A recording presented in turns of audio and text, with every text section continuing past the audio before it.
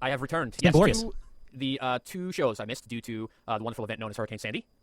Everybody's fine here, thankfully. We had no power 1 week, and then we had family staying with us that had no power the next week. So it's been eventful. Jordan, I'm sure your area of the world is interesting as well. Yeah, I was just outside helping my dad clear up some hurricane damage today, so fun. We're still waiting online for gas and stuff like that, but definitely not complaining. So I'm glad to be back. And what did you think of the 2 episodes that you did not get to discuss with us on air? They sucked. No, they didn't suck. Remind me quickly, 2 episodes ago, I'm really out of whack. Last episode, T-Dog and Lori died. 2 episodes That ago, was what the happened? All Woodbury episode.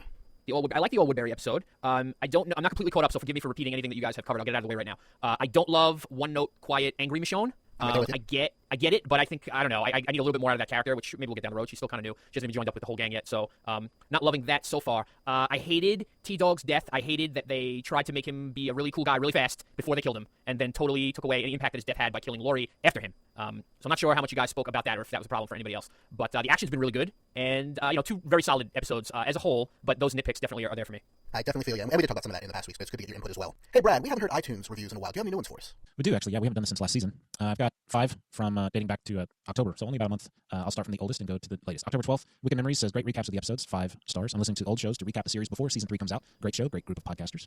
Green Ranger 2 says, good opinions, 5 stars, good point of views and discussions.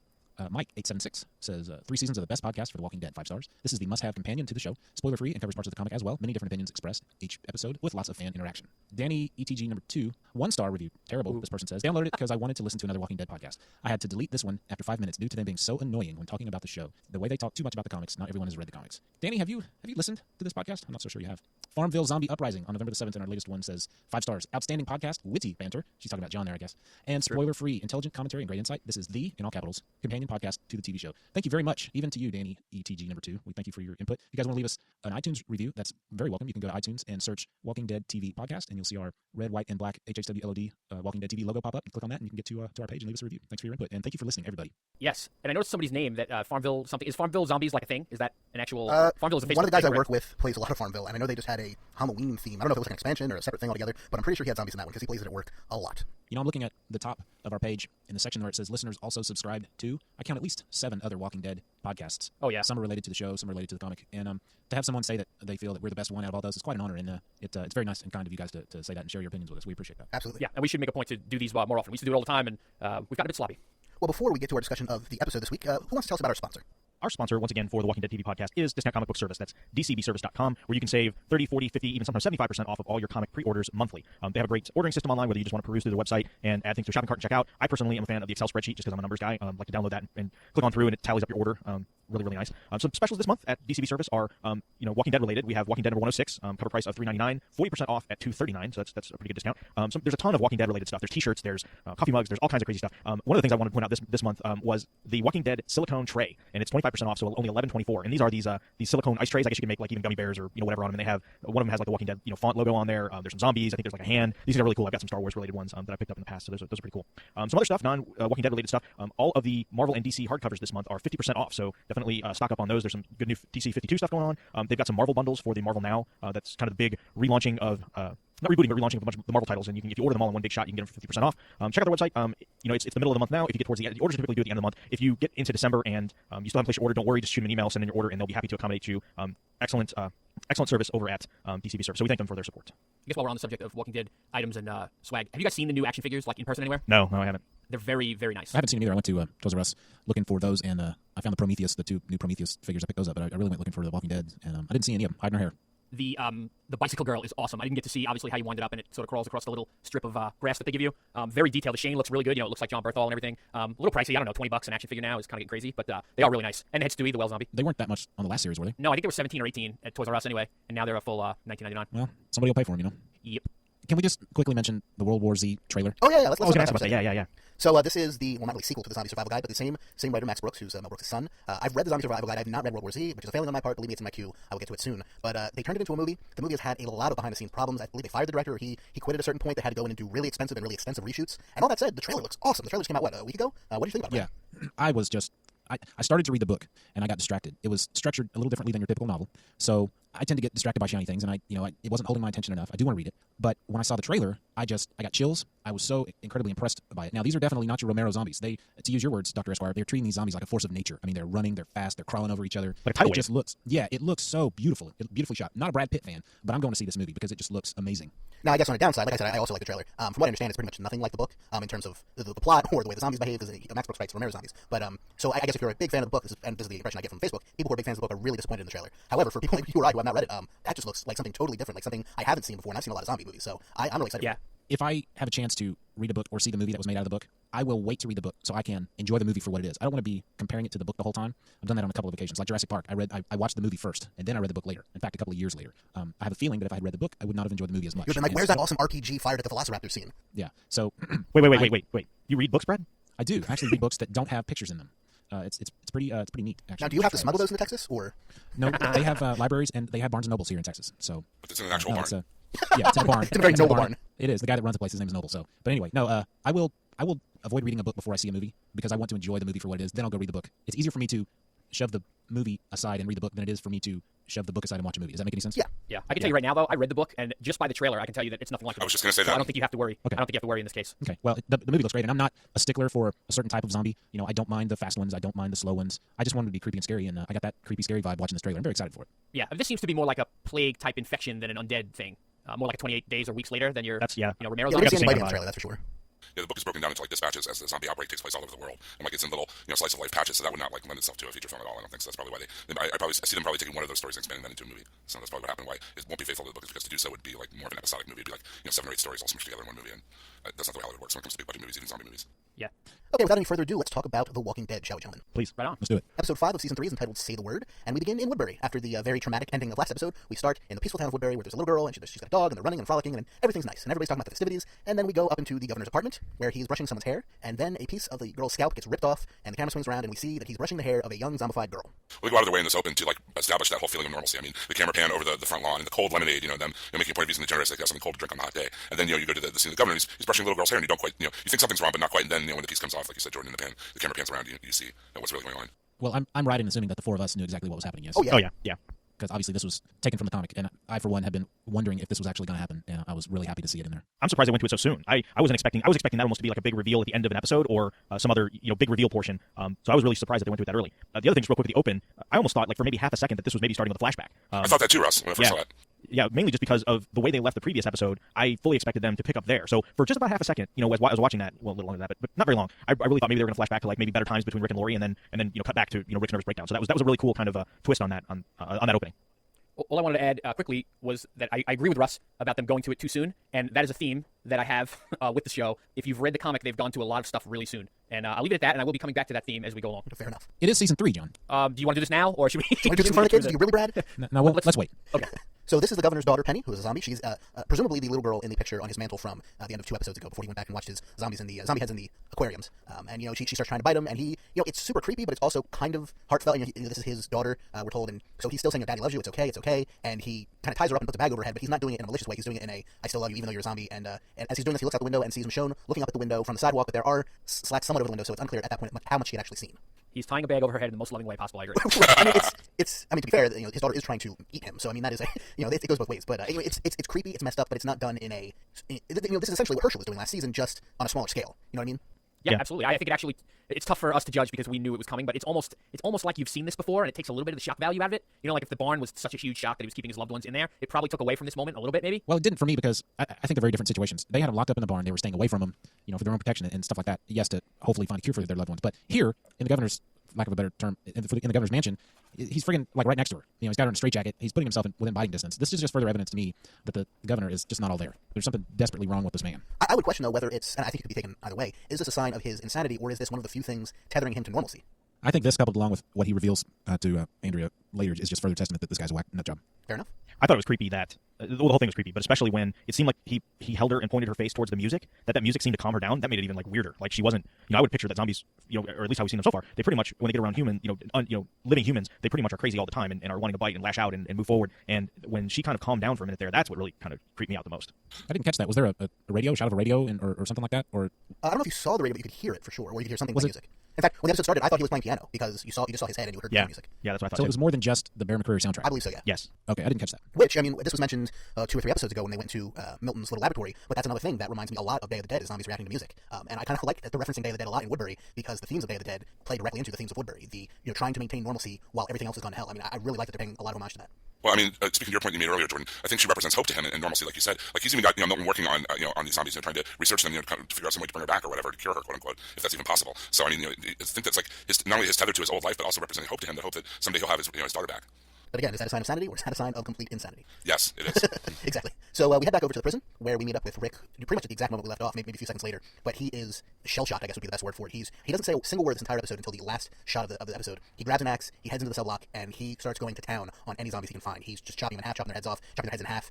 It is a brutal scene from him. And there's that scene with Daryl like waving at him, like Rick, are you in there? Hello, like the camera kind of reels back and forth as the people are trying to get Rick's attention, but he's just off in his own little thing. Like you said, grabs the axe and runs off. And some of the most horrific zombie kills I think we've seen all season. I mean, the axe splitting the one zombie straight down the middle of his head, the other like straight up decapitation from the middle of the skull. I mean, he's really brutalizing the walkers. He has so much anger to take out on them. But I think it's really well done, just showing him being in shock like that. And the other, like I said, Daryl, like you see from Rick's point of view, he's like snapping his fingers trying to get Rick's attention, and that's just how out of it he is. He can't even respond to the rest of his friends.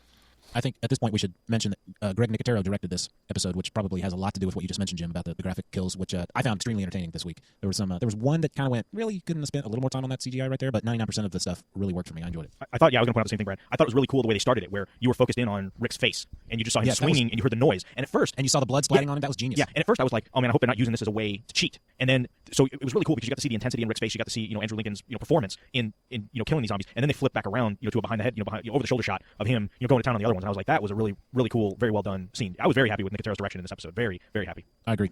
Now, was it Rick or was it later Michonne who chops the zombie in half, like stem to stern, from neck to groin? I think that was Michonne when she finds the walkers in the Coliseum. Okay, because that one was, man, that was a cool kill. But I could not remember who did it. Brad, I know you're a big Abraham Lincoln Zombie Hunter fan. Did him swing Greatest the axe like that? movie ever. Did Rick swing the axe like that remind you of that movie at all? I didn't think of that movie once when I was watching last night. I was just thinking, man, Rick has lost it. Oh, Rick is out of his ever-loving mind. So we head back, before we head back to Woodbury, Herschel tells him, hey, we have to get formula for this baby since Lori's dead. So Daryl and Maggie head out. Glenn's at first like, no, I'll go, but Maggie tells him she needs to do this. And so Daryl and Maggie head off on the motorcycle to look for supplies. All right, can I be a jerk? I mean, Please do, 'cause I'm about to. I mean, more so than usual. Herschel looks mighty healthy, doesn't he? All you people that say the bite is what kills you, you can suck it. Yeah, but that's because they cut his leg off before it spread. Nah, it doesn't hold water with me. You guys are all wrong. All of you are wrong. I hope the baby does not become this plot device now where, well, we have to go get formula and diapers, and then, is the baby going to get a fever next week, and so we have to find antibiotics and send people out to a pharmacy. You know what I mean? Like, I was worried about having the baby on the show, and I get it the first time around, they have nothing for a baby, so they have to go find baby stuff, but I hope it doesn't continue too much. I'd be very surprised if the baby was around more than a few episodes. Oh, Yeah, I disagree. You see them towing around the baby, huh? Yeah. No, they'll probably carry it. Maybe they'll, the show has already departed from the comic in so many ways. Sorry, iTunes listener who thinks we talk too much about the comic. Maybe they'll take the baby in a completely different direction than what we know, Yeah, I'm not worried about the comic baby or not. Right. I know what you're saying, but I don't know, man. It wouldn't bother me. I mean, you know how many, and we'll get to this in a second. I'll save it for that scene. One thing real quick on Daryl. I thought it was interesting how we're seeing Daryl take on this. We definitely saw the softer side of Daryl this episode. Okay, I was going to bring that up since you brought it up. Let's talk about it. But he, one of the things I thought was interesting at the beginning, it seemed like it went a little further towards the end of the episode. But in the beginning, it seemed like because of not just Lori's death and T-Dog's death, but at this point they think Carol is dead. And I think Daryl even says nobody else is going to die. Like, we're going to take care of this baby. We're going to get this formula because nobody else is going to die. Like, at this point, I think Daryl's really pissed, and he's just like, I don't care what we have to do. I don't care, how dangerous it is. This baby's going to live. We're going to make sure we see to it that this baby's going to live. And I thought that was kind of cool. And then, like I said, it just got a lot more interesting for Daryl as the episode went on. Well, we know from past episodes that Daryl has a real soft spot for kids. I mean, he looked for Sophia longer than anybody else, and a lot of that probably comes to his own terrible childhood that we've had mostly implied. But we got Big Brother Merle. It's not that hard to guess. He's definitely there for kids. He's Santa with a crossbow. So I think that they're at least being consistent with the character. Plus, with Rick going off the deep end, he has to step up. I mean, he's the only one who can, really. I mean, Glenn is there and Herschel is there, but somebody has to take the initiative. Someone has to keep the group inspired and keep them on task while Rick goes to have his moment, with the axe. So, he really steps up. Here's my problem with the scene. You're going to let your girlfriend, who has like the few condoms that you found left after the zombie apocalypse, go off alone with Norman Reedus? I don't know. Yeah, I thought of that for a second. I thought there was What's he going to do, challenge him to Something one-on-one funny combat? No offense to Glenn, but he ain't walking away from that one. So we head back to Woodbury, where on one side of the town, the governor's giving another rah-rah speech to the people. Today we're going to celebrate. And while this is all going on, Michonne sneaks into the governor's mansion, and she gets her katana. And she also notices a journal sitting on the desk, and she rifles through it. And you can kind of make out a lot of it, from a distance. But there's things like the town charter and all that kind of stuff. And then she gets to a list of names, which I see a lot of people theorize are the names of the people who the governor has lost, people from the town who have been zombified. But the last name on that list is Penny, and it's old, it's underlined, and then there's a bunch of diagonal lines beneath it, like going from line to line on the notebook. And she flips the page. Next 2 pages are completely filled with lines. And she flips the page again and again, and there's like 20 pages of just these lines. And tally marks, basically, right? I think they're just like, when you see like the little kid in the ring scribbling out eyes on photographs, I think it was more like that, just insane doodling. Like, Yeah, it's just more evidence that I was going to say. I think it's just more evidence that he's lost it, especially since his daughter. Because if each one of those marks was one person, that'd be like 100,000 people. I doubt tally marks. I think he was keeping a tally of the people in Woodbury who lost it, and then once his daughter died, he just stopped caring and went nutso. I'm right there with you. I'm trying to remember the page. Her name had a couple of exclamation points next to it, right? I don't know if it was exclamation points, but it was bolded and underlined. Like he had written over it like 6 or 7 times. I was thinking maybe he kept repeating the exclamation point over and over and over again. No, that's that hash mark that Jordan mentioned. Yeah, this is like a forward slash. Gotcha. The name above Penny is Elizabeth. Was that his wife's name? I don't know. I don't know that he ever mentioned her by name, but I don't recall. And the thing that really reminded me of was like Jack Nicholson in The Shining. All work and no play makes Jack a dull boy. He's supposedly writing down all the names of people that we've lost, but instead he's just scribbling insanely in this book. So that's what the vibe I got from it anyway.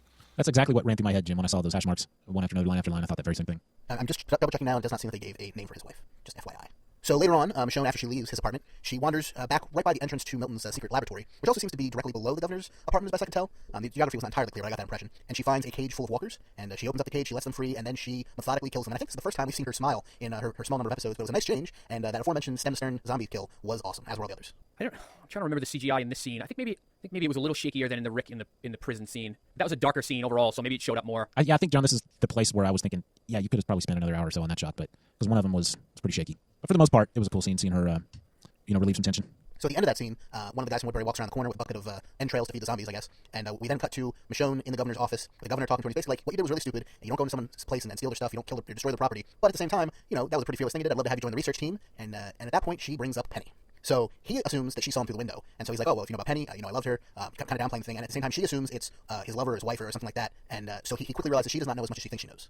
See, I never got that from that scene. I didn't think, oh, he thinks she saw him through the window. She was looking right at him. Yeah, but my thought was that he was thinking maybe she heard from somebody in the town that the governor used to have a daughter named Penny, because she obviously knew the girl's name, and if she did in fact see the girl through the window, she would have known the girl's name, so she'd had to have heard the name from somebody in the town. So I kind of thought, oh, maybe the governor thought somebody in the town had mentioned it, and that she was far enough away that there's no way she's going to see. Well, I agree that she didn't see, but I mean, she replies back with, I bet you said that about all the girls. So at that point, either he realizes she doesn't know he realizes she doesn't know as much as she thinks she knows, or he's just really confused as to, well, there's nothing untoward going on here. It's my daughter. It's she's a zombie, but you know what I mean? Like there seemed to be a disconnect between what they both thought each other was saying.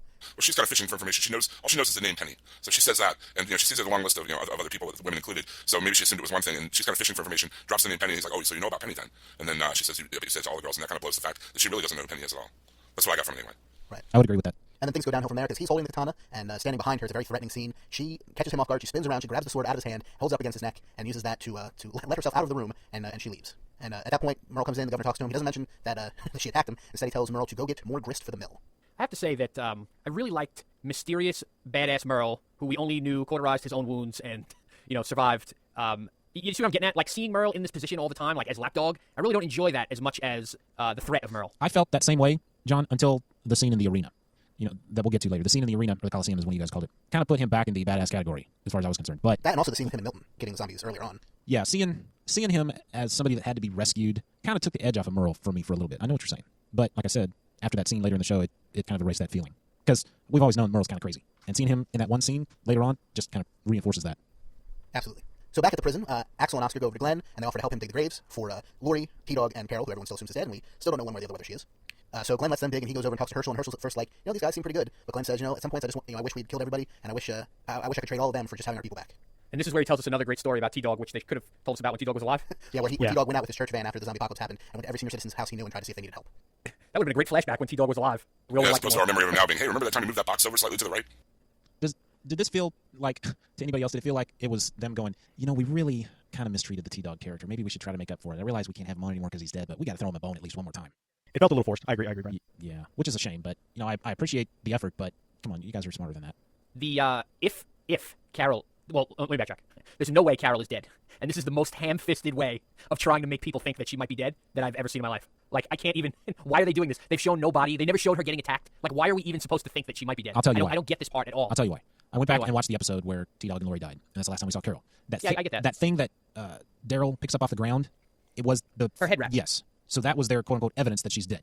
But I agree with you. It's not enough, but for the TV characters, apparently it is. So it's not really supposed to be that we think she's dead. It's supposed to be that they think she's dead. Right. Yeah, I mean, they've said as much. And beyond that, we've got to wonder, we all think she's alive. But where the world is she? What is she doing? Why doesn't she come back? That's the real question.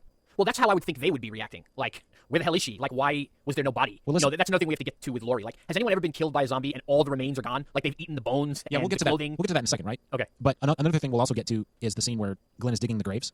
He's digging one, and then he tells the prisoners, we need 2 more. So that's a total of 3, which means Lori, T-Dog, Carol. So everybody thinks Daryl's dead. Everybody's assuming she's dead. We'll get to Yeah, that. yeah. Daryl puts the flower on the grave. Like I get Right. that, but I guess they're not reacting enough to it for me. So I'm taking it as I'm supposed to think she's dead. I don't know. It's a little bit. I don't know. It's a little bit confusing to me, and I think there's the Lori thing is confusing at the end a little bit too. But we'll get to that. What's next, Jordan? Next, we head back to Woodbury, where the governor tells Andrea what Michonne did, or at least his version of it, which isn't that far from the truth, but enough that he's twisting things. And he also mentions that she killed the captive walkers, and so she asks, well, why are you doing that? He says, I have my reasons, but I'm not going to explain right now. Andrea heads back over to Michonne, who's packing everything up, and she says, we need to leave now. No one comes here leaves. And Andrea argues, you've got the wrong idea about this. You got the wrong idea about Woodbury, about the governor. It's all going to be fine. Oh, Andrea. We head back over to the prison, where Glenn has followed all the walkers that Rick killed, looking for Rick. It's just him, a flashlight, and some type of weapon. I forget exactly what he had. He finds Rick, who is kind of just in a corner in the shadow, breathing heavily, covered in blood. And Glenn keeps his distance for the most part. At first, I thought he was really close and sneaking up, and I was like, that's a really stupid move, especially when you're in a horror TV show. But once the camera reverse position, you can see he had a decent distance. And he goes, hey, we need you to come back outside. Everything's okay. We need to deal with this. And Rick, again, completely wordlessly, goes over. When Glenn finally touches him on the shoulder, he grabs Glenn, he spins him against the wall, he holds him there for a few seconds, and then he throws him back in the other direction, and he just walks off. All completely wordlessly on his part. It's crazy. I wonder how long you can have a lead character act this way, but it would seem like it's not something that he's going to snap out of really quickly either. I disagree, but it gets into the ending, and I don't know how much we want to get into that. But I think we need to be pretty vague about that. Yeah, I have a theory. Yeah, I think next week we'll have a lot to talk about with that ending, because we pretty much know where it's going, but we don't want to spoil it for anybody. But they did say on Talking Dead that next week it will be revealed who's on the other end of the telephone, and from there we will have probably 20 minutes of discussion just on that single subject. So we head back over to Woodbury again, where Milton Merle and the rest of the research team, they drive one of the trucks over to this spot where there's a pit, and there's a kind of a solar-powered noise and shiny light generator. It's 3 spinning pylons with shiny rocks on them and pieces of mirror, and it makes some kind of noise. And apparently this attracts the zombies. They walk over, they fall in the pit, and then when the research team needs zombies, they just pull the net out from the pit with the zombies, and that's how they replenish their supply. Kind of ingenious. Yeah, I like this actor. Again, I apologize if I'm repeating anything that you guys have talked about. He was on Rubicon, which is the AMC show that failed. Right. I don't know if anybody watched that besides I watched me. 2 episodes. Dallas Roberts is the name of the actor who plays Milton. Yeah, he's pretty good. I like this part. I like the Weasley, snivelly, science guy. You talking about Milton? Yes. Okay. Yeah, like Merle tells him that maybe he should try to get his hands dirty once in a while, and he tries to even throw a collar on one of them, and he almost gets bit. But until we find out later why, it was kind of puzzling to watch him hold him down and pull out his teeth. Yeah, that was gross. For people who are afraid of the dentist, that was probably not a good scene. Well, also, it looks like Milton, he did get, quote, bit, but he had these sleeves that he manufactured out of some kind of Kevlar material or whatever, and it protected his arm. So even Merle, I think, made the comment, like, oh, I thought those sleeves were, like a waste of time or something, but, I could see that, that was a good thing that you were protected or something like that. He made some kind of comment related to the fact that he was protected. He protected himself. I know Jordan made mention that he reminded him of the scientist in Day of the Dead. He also kind of reminds me of Dr. Herbert West, the Reanimator. He's kind of got that kind of like always semi-nervous, uncomfortable around people, uncomfortable in his own skin kind of vibe. I definitely prefer his mad scientist to Jenner in season 1. This is a much more interesting character to me. Well, Jenner really wasn't a scientist per se. Well, he was a mad scientist, but he was a scientist. Right. That's, Well, right. I think Jenner was there to further the plot. Is all he was there for. I don't think he didn't really have a purpose other than to inform the audience and the survivors as to what was going on. Whereas I think Milton has a specific purpose. Right. I definitely prefer mad scientist to the regular type any day. How about that? Fair enough. So at that point, we meet up with Daryl and Maggie, who go to a daycare center. I think they mentioned they passed it earlier on in their travels. So they go there to look for bottles, formula, diapers, that kind of stuff. And it's a very tense scene where I'm sitting there going, are they going to find zombie babies? Because that is really messed up. I thought the noise- same thing. Yeah. Oh man, I was really tense about that. And it was probably like a 5-minute scene. Like, it was super tense for the entire time. As they're sneaking in, they hear noise in one of the cupboards. They open it up, and it's a possum. So that's their dinner, at least according to Daryl. Maggie's not particularly happy about that. But they find the formula, they find some bottles and some other stuff, and they find a possum, and then they head back. In a lot of ways, I actually think I'm happy that they didn't actually show zombie babies because I'm very happy they didn't show zombie babies. Well, yeah, as a new father, I can understand that. But I mean, just in terms of from a technical aspect, CGI or animatronic, however they did it, it would probably look weird. And I think the threat of zombie babies was much better than them actually showing it. I agree. We head back to Woodbury, where Andrea and Michonne head to the perimeter gate. Merle stops them at first, and Michonne's like, look, see, obviously they're not going to let us leave. And then Merle does. He opens the door. Andrea and Michonne argue a little bit more, and Michonne leaves, leaving Andrea behind, and Merle shuts the door. So Michonne is now on her own, and Andrea is staying behind in Woodbury. I almost thought for a minute that they would either try and shoot at her or even shoot her. Like I kept waiting for the other shoe to drop on that or something happen. And so I was kind of again another kind of moment of tension that that didn't play out, at least in my own head. Andrea shouldn't be trusting the guy that's working with Merle so much, right? Like, Andrea knows Merle is a maniac. Yes? Andrea's the new Lori.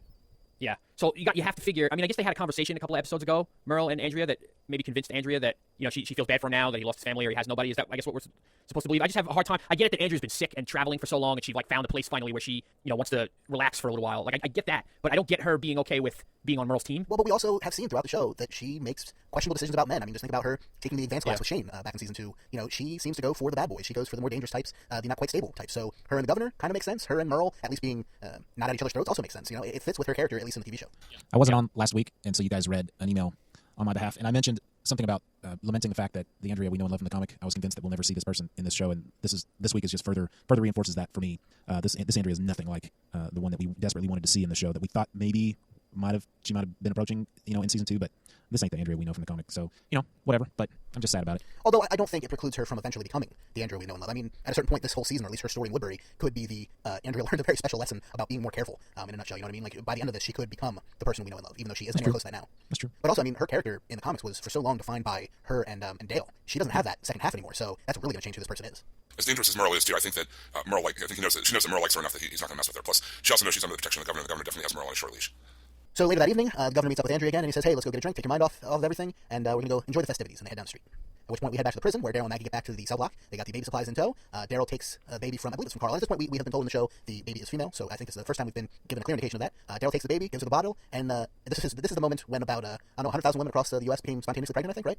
Yeah, this is what I was going to bring up earlier that I said I would wait. Yeah, I felt the earth move when this happened. Might be a For Whom the Bell Tolls reference. I guess not. I don't even know. No, it's a good book. Anyway, Is that a book? yes. Is there a movie? There's a song. For Whom There's a movie. I might have seen it, but no. Is there a movie so I can skip it? Yeah, really. There may be a movie. I don't know. I read the book in high school or college. I think. Anyway. No, but you know tons of Vixens were swooning at this point. Oh yeah. It's like when they talked about how with Hurricane Sandy, if the power was off for over 3 days, they expected that it goes a 7% birth rate increase in the next 9 months, because the power was out, and that's something that apparently happens. I bet you'll see a birth rate spike in 9 months from the moment this episode aired. Hey, what else are you going to do when the lights go out? Exactly. So while Daryl's holding the baby, he asks Carl, have you thought about what we're going to name the baby? And Carl then lists off every single female cast member who we've gotten a name for, pretty much, that has been killed. I think he ends with Lori. In fact, he ends, pauses, and then adds Lori's name. And Daryl actually suggests they call the baby Lil Ass Kicker, which I think is perfect. I had forgotten about Jackie. Yeah, season 1, episode 6. She had about 4 lines the entire series, but she was there. 3 more than T-Dog. Although, that brings up something interesting. You're talking about how Glenn has that whole conversation about, wasn't T-Dog such a great guy? Didn't they do something similar in season 2 where they had T-Dog talk about what a great person Jackie was? I think you're right. Yeah, so it's a theme anyway. Not exactly a good one. Seems like so long ago. Yeah, well, it was a year ago. I hope you guys do that about me if I die soon. Well, please don't die soon. No, I don't have any plans on it, but you never We know. don't want to have to pick up the slack or anything. Yeah, I don't plan on it. Can I have your CDs? Yes, I'll just go ahead and mail them to you. We catch up with Rick, who finds the boiler room where Lori had the baby. And he falls to his knees. He's looking for the body. There's kind of blood streaks everywhere, like the body was dragged. And he follows it until he finds a bloated walker who's got a really distended stomach. It's just absolutely full and can't even move. Pretty much, it's just sitting there against the wall. He goes over to the walker. He puts his gun in its mouth, pulls the trigger, and blows its brains out. Pulls out a knife and then stabs its belly over and over while crying. All right, 2 questions. Does he pick up a bullet off the ground? Yes, or shell casing, Okay. to be specific. And so we're supposed to assume, I imagine, that this is the bullet that killed Lori. Yes. According to Greg Nicotero on The Talking Dead, as part of getting into character, Andrew Lincoln keeps that bullet or the shell casing in his pocket every day when he's acting as Rick. Like that's something the character does. Keeps that bullet in his pocket, which is kind of cool. My second question is, are we supposed to be under the impression that the zombie with the big belly ate Lori's entire body, bones and all? Pretty much. I was I kind of questioned that myself, but I was like, I guess that's what. At first, I thought Rick was literally going to open that dude up to check out and see if he saw like Lori's head or something in there, which I was like, man, that's really messed up. Her hair was all over its mouth though. Like there I was couldn't make that long out. black strands of hair sticking out of its mouth. Oh, I I couldn't didn't tell notice that. I don't buy this for a second. No, it was. I just want to backtrack quickly 1 second. This was like the biggest thing on Twitter. We probably got half a dozen questions as to were we supposed to believe that this zombie ate Lori. So it definitely was maybe not pulled off as effectively as they would have liked. I didn't see the hair either. That probably would have helped. But go ahead, Red. Only an hour or so has gone by since Lori died. No, If that. eight. No, it's been all day because No. the scene right before this is Maggie and Daryl coming back with the formula and the baby, so it's nighttime at that point. Okay, all right. Yeah, good point. Even in 8 hours, you think a zombie could eat a whole body, bones and all? Dude, did you see them Okay, tearing first- into that horse? Or the Yeah, zombie but- that ate the entire woodchuck last season? There was absolutely no part of Lori's body anywhere to be found. Yeah, it could. I mean, how do you eat a skull? Yeah, that- How do you bothered me. eat bones, a skull? Zombies are messy eaters, is what I'm trying to say. There's no way that the zombie's going to clean up after itself and wipe the floor clean. And What about clothing? Now, do you guys think Yeah. they could have gotten away with showing Lori's half-eaten corpse in pieces on the ground on television? yeah, because of everything they've shown on the show, yes, Okay, definitely they could have gotten away with that. Or her clothes and some bones picked clean or something. I would have been happy if they would have just shown her with a bullet wound to the head, and then, well, I guess Rick couldn't take her back out because then that kind of defeats the purpose of the ending of the episode. I guess they kind of painted themselves in a corner because of where they went with the ending. So I guess maybe it was just like, well, we got to do something because he can't find her whole because then he's gonna want to take her out and bury her. He wouldn't give her to someone else to do. And then again when he's sitting there, if he takes her outside, he doesn't go back in, and then we never get the phone call. So again, like I'm kind of repeating myself, but I think they just painted themselves in a corner in there, and that was just the way they decided to get out of it. There's something more I could say. But again, I think I'll save it till next week. Yeah, I think I'll save it for next week because I think it'll make a little more sense. And maybe, while I agree with you guys that the fact that her entire body was gone. Now, I mean, maybe it could have been multiple zombies, and that was just the one that lingered behind. I don't know. Maybe it's right around the next corner. We don't know. Yeah, it did seem very wonky to me, and I was just kind of like, what? It wasn't clear, but it was implied, and it just was very awkward. And I think it's just one of those things where you just suspend a little disbelief and move on because I think they're doing something pretty cool. So we'll see how it plays out. Something my wife brought up is that she thought he was stabbing it in the stomach of the zombie to get back Lori's wedding ring. Ooh, could be. I hadn't thought of that. I think it's also just because he's unhinged at this point. Well, there is that. But I mean, I thought that was interesting that she brought that up. That was why he was digging so deep into there. He didn't expect to pull out Lori's head or anything, but that he might find the wedding ring. These are my thoughts as the scene was happening. Rick goes in, doesn't find her. No body, no evidence of a body. Okay, obviously Carl's shot didn't kill her, and she rezombified, and she got up and walked away. Then he finds the bullet. Then we along with Rick, hear something, what turns out to be the zombie with the big belly. But I thought, oh gosh, that's zombie Lori around the corner. And then he walks around the corner, and it wasn't. It was the zombie with the belly. Which at first So you only see the belly, so it's like, is that Lori right there? Yeah, exactly. I thought, okay, her belly's still swollen from the whole birth thing. And then it turned out it's a man. It's a Did mad that- baby. I thought for a minute it was a pregnant zombie, like somebody that got zombified, and just because I couldn't get my head around he ate Lori. I couldn't get my head around that, and pregnancy was like halfway on the brain because of Lori having the baby there, and I was like, what, is that a pregnant zombie? And then everything became clear. You couldn't get your head around it, man. You couldn't get your head around it. You couldn't get your head around it. Imagine how hard it must have been for the zombie. I kind of thought the same thing you did for a second, John, and I thought maybe he's stabbing to make sure the baby's dead, like that the baby doesn't come out. That if the person that's pregnant is died and zombified and then the baby comes out as a zombie. Yeah, again, the whole thing was very awkward and it was dark. And again, I'm not looking at the high def version of the show. I'm looking at the low def version of the show. So it just, I think that could have been better handled. Well, one thing that this podcast should teach people who make horror is that we're terrified of zombie babies. Zombie babies. we head back over to Woodbury, where the governor and Andrea end up at the festivities, and we find a kind of gladiatorial ring, which is actually right back where Michonne killed the zombies as well, because there's that same little structure back there. And at first, everybody's cheering, and there's music playing, and Andrea has no idea what's going on. And at that point, they bring zombies out that are chained to the center, and Merle and another guy named Martinez come out. Merle starts doing one-handed push-ups, which, reminder everybody, Michael Rooker is 58 years old. He's doing one-handed push-ups inside of his no-hand prosthetic thing, and then he and Martinez commence to beat the ever-living crap out of each other, and it's pretty awesome. But That was actually footage of Jack Palance doing one-arm push-ups. I just put Michael Rooker's face on.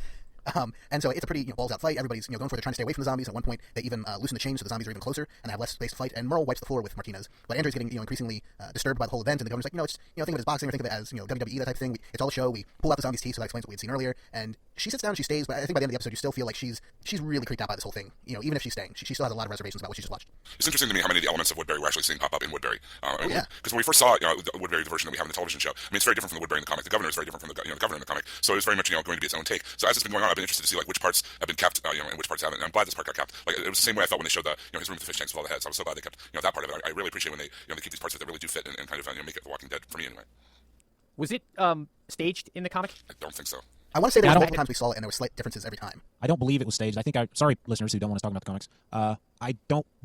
I think we saw people in the ring in the comics actually getting bit by zombies because that was part of the peril. Right. And it seemed, Was it a punishment in the comic? Like convicted people did this or something? Or I don't know if I'm just getting confused with But I want to say we saw it other, twice. We saw it once where it was for real, and once where we saw it where it was more staged and just for somewhat more innocent entertainment. But I can't remember. Yeah. Okay. It just seemed to come off a little more, or maybe I should say a little less serious on the TV show. The whole thing was kind of silly. It had like a wrestling vibe. It didn't come off as so Life or death. dangerous, for lack of a better word. Life or death. Yeah, thank you. That's a good way of describing it. I don't know. I'm very negative, Nancy, so I'm gonna be quiet until the end. But I don't know. It seemed like I was glad they put it in, like Jim said, but it's like over and done with, and I don't feel like I got my money's worth out of it. This was the thing that I was referring to earlier when I said it kind of put Merle back on the badass side of things for me, because I did take it differently than you. I did feel that it did feel perilous to me. It just told me that these people are crazy and they're going to put themselves in these positions. They're so confident. Turns out, like you guys mentioned, it's staged and they have no teeth, so the biting is a minimal thing at this point. But the feeling I got first watching it was that these people really are crazy and they really have lost touch with reality. So I was happy with the scene the way it played out. I wasn't disappointed like John was. And speculation, I have a feeling this is not the last we've seen of the gladiatorial ring in the show, and I have a feeling it'll be a little bit more perilous by the next time we see it. That's just what I'm guessing. I don't think you set something like this That'd be up cool. to never look at it again. If this was, like you said, if this was just a setup so we know it exists, so they can use it for a better scene, that's fine by me. Then we head back to the prison to finish out the episode. We have the scene where, we already mentioned it, but where Daryl lays a Cherokee rose on Carol's grave, or at least on the grave marker where they're remembering her. And then we head back to Rick in the boiler room.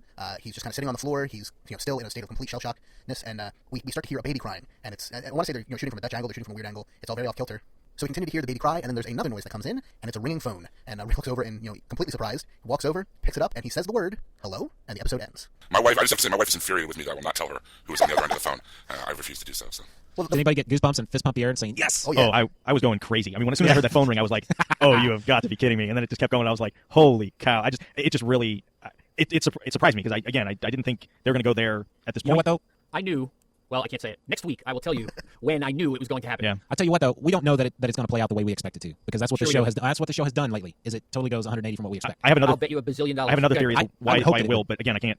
Saying it this week will be bad. If I say it, I think it'll be a little more clear next week. Yeah, Trust us, listeners. Yeah. It'll be worth it. It'll Yeah, be worth yeah. it for all this talking around things. When you see it next week, Well- I'll say this. I didn't love the storyline in the comic. However, I have thought for a while if they do it in the show, I think it'll actually better. I think it's the type of thing that will play better on film than it does reading a comic book. I'll leave that at that. There's a similar thing that happens to another character in the comic book that they haven't played out on the TV show yet, and I'm wondering if that's going to happen eventually. All right. Let's assume that we know. Let's assume for a minute that they're going with the comic book. story, 99% so we know sure who's on we the know. phone. Okay. So I asked people in our Facebook group that do not read the comics to DM me with their theory on who they think is calling, and 4 people DM'd me and all got it right. Really? Really? And that's what I was afraid of. Yeah. Well, Yeah, maybe very they're interesting. maybe they're reading the comics and telling you they aren't. I don't think so. Okay. They're our Facebook friends. They wouldn't and lie to us. Not on the internet. No, of There's, course not. What do you think about that? How do you said you were afraid of that, John? What does that tell you? What does that mean to you that they guessed it already? I don't know. I was hoping that because we can't say anything. I can't explain myself just for the people who are guessing wrong or have no idea. Well, then let's It have would this be- conversation again next week. Okay, So what are your Buster ratings for this episode, guys? May I go first? For $1. please. I would like to, before I give my ratings, I would like to propose that we change the Buster ratings to T-Dog ratings, and I'm going to do this per Philip Hurd's suggestion on the Twitter machine. He rated last week's show 5 T-Dogs. He says, I suggest renaming Busters to T-Dogs in his honor. And I'm gonna from now on give my T-Dog ratings because I think T-Dog was mistreated. Buster was a nice thing for a while. He showed up once, and we tried to keep the dream alive. I'd rather keep T-Dog's dream alive. So I'm gonna give this episode. I'm gonna give it 5 Busters. That's 5 T-Dogs. That's how much I was thrilled with this episode. I don't believe I've ever given an episode of The Walking Dead 5 Busters. And certainly not 5 T-Dogs. No, I was just completely satisfied with this episode.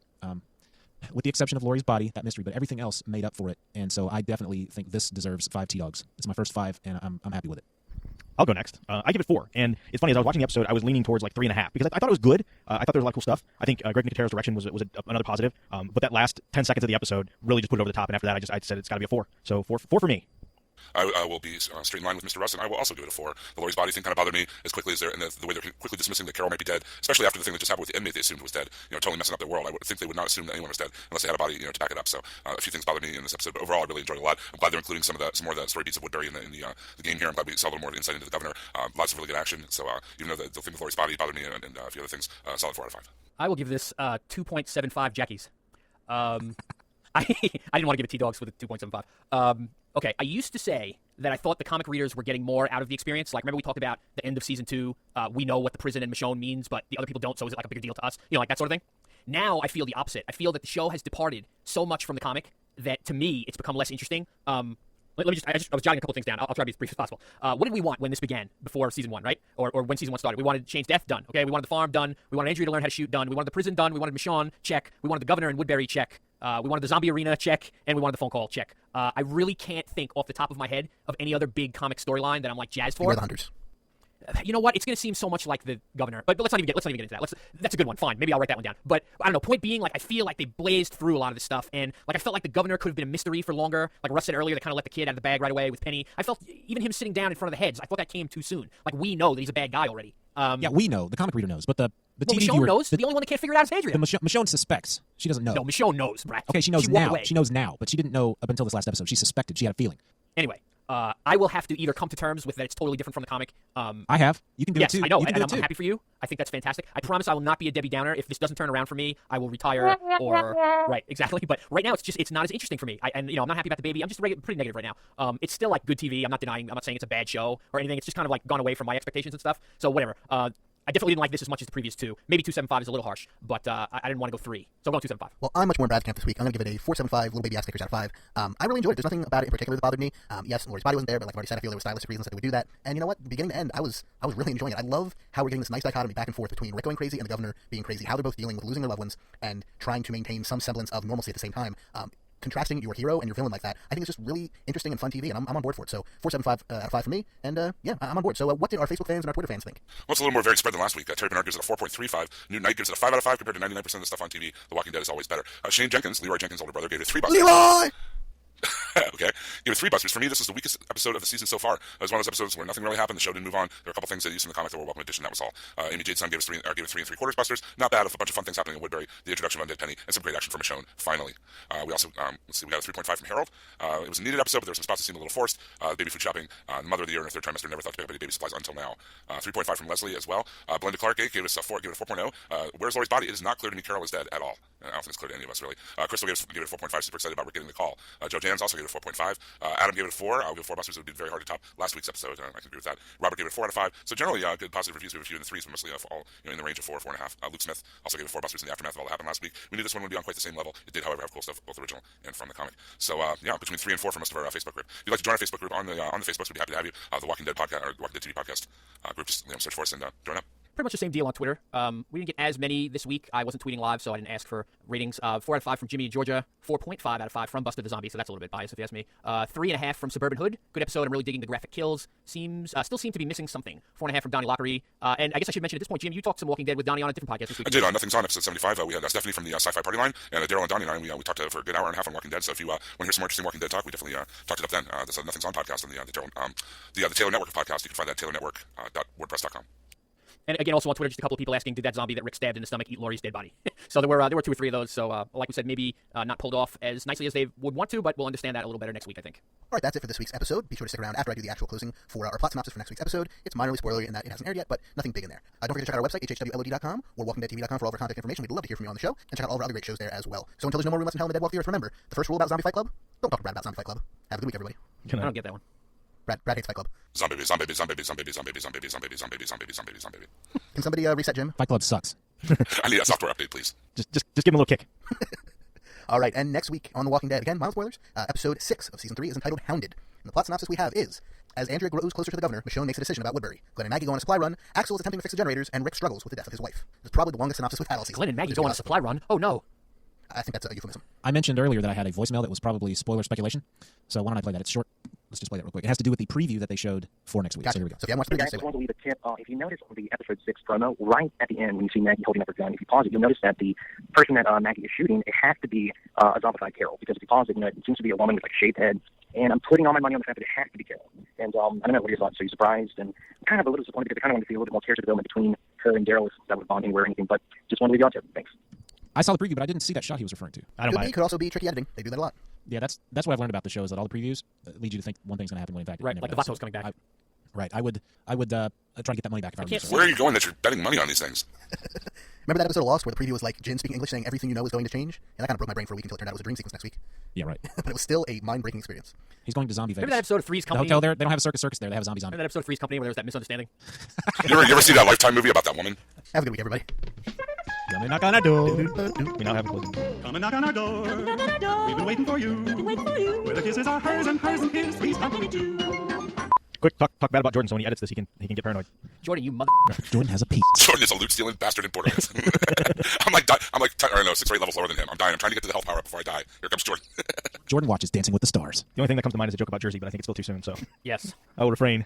Yes. All right, what are we, 76? If you add a couple of our ages together, you might get that. Ruskell, do you have the Ruskell? VCS thing handy? I do. So call him Ruskell. I do. Okay, cool. I think Jordan's on, so we blew it. Now we have to play with Jordan. Yeah, it is 76. Okay. That's a wet fart noise. Is that what that is? I did not recognize the fart noise. Jordan, in case you were worried, we already have 2 minutes of bloopers. Do an app. Some beds are nice. I used to have a van that had a TV and a bed. It was pretty sweet. No, it was a nice Chevy Express conversion van. Captain's chairs, everything. So we're gonna. I heard today that Anchorman 2 is going under the knife March of next year. Is that being released or having surgery? Going under the knife. What's that? It's, well, whatever. It's getting started. I thought you meant like trimming it down or something. I have no idea why I said going under the knife. This has been a complete intelligence failure of massive proportions.